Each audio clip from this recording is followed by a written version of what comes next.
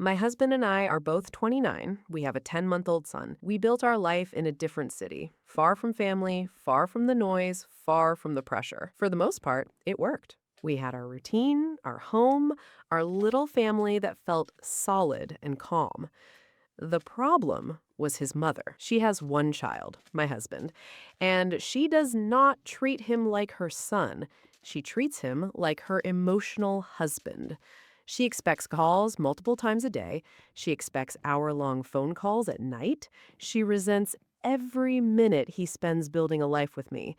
And she has spent years quietly pressuring him to abandon everything we built and move back to her orthodox hometown where she can keep him close and keep me out. We managed the distance, we managed the phone calls, we managed the pressure until she announced a sudden visit.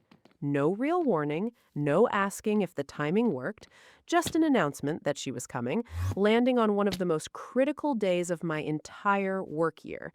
I had a live product demo scheduled, the kind of call where your whole team is watching and clients are on the line, and you cannot simply step away to go smile at someone arriving at your door. My husband could not pick her up either. The airport was hours away, and we had a 10-month-old at home who needed one of us there. So he did the reasonable thing. He booked her a cab. A perfectly comfortable, perfectly reasonable cab. She arrived, furious. I was still on my live call when she walked through the door. The demo ran another 2 hours. When I finally finished and stepped out of the room, the atmosphere was suffocating. She sat in the corner, grumpy, frowning, refusing to answer properly when spoken to, like a storm that had decided to park itself in our living room and wait. I let it go. I figured she would settle. I was wrong. The next morning, she posted a passive-aggressive WhatsApp status. It said, "One should end relationships if they do not get respect." Directed at nobody specifically, directed at everyone who knew the situation. I ignored it and moved on. A couple of days passed. On Sunday, my husband asked her to cook while we set up furniture together. Afterward, she cornered me. She launched into a lecture about how her son was used to eating only good food. The implication was crystal clear. I should be in the kitchen cooking for him instead of relying on our cook. I looked at her calmly and said exactly this. Then your son should know how to cook the food he likes to eat. She went quiet. That evening, she switched tactics. She started complaining that my husband works too much. I explained that our industry is highly competitive right now and the pressure is real. She kept asking why he always stays so busy. I knew what she was actually saying. She was not asking about his job.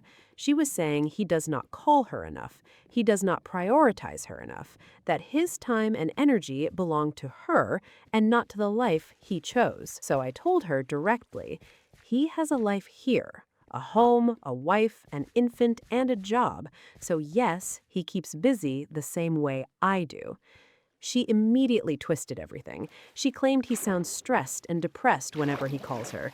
She let that hang in the air like a question, like an accusation, like the answer was obviously me. I took a breath and I said it clearly. He is not stressed by the job alone or the responsibilities here. He is more stressed when things happen back at your place, when he's supposed to be focusing here and he gets constant calls pulling him back there. She was taken aback. She had not expected me to pick up her own logic and turn it around on her. She couldn't counter it without proving my point, so she did what manipulative people do when they run out of arguments. She escalated. She looked at me and said something I will never forget.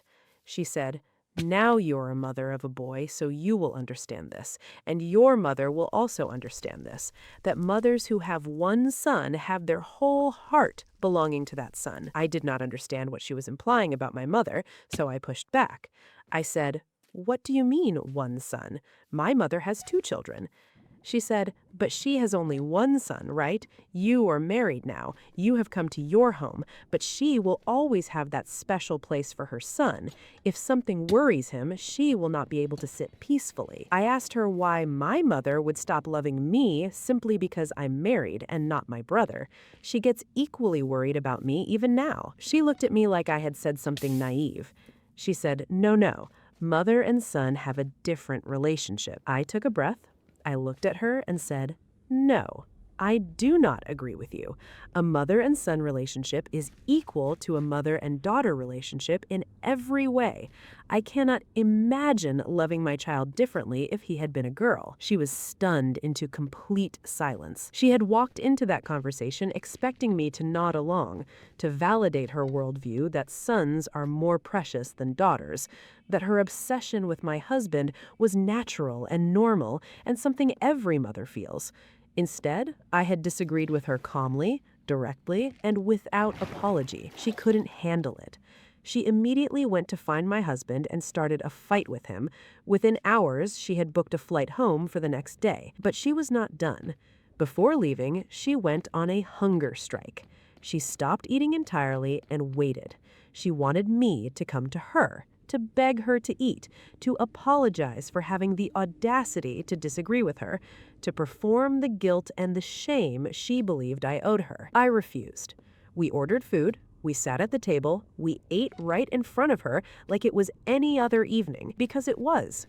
Her hunger strike was an adult tantrum, and I was not going to reward it with the reaction she wanted. She spent her final day lying on the sofa, fake crying and acting cold toward me and toward our baby.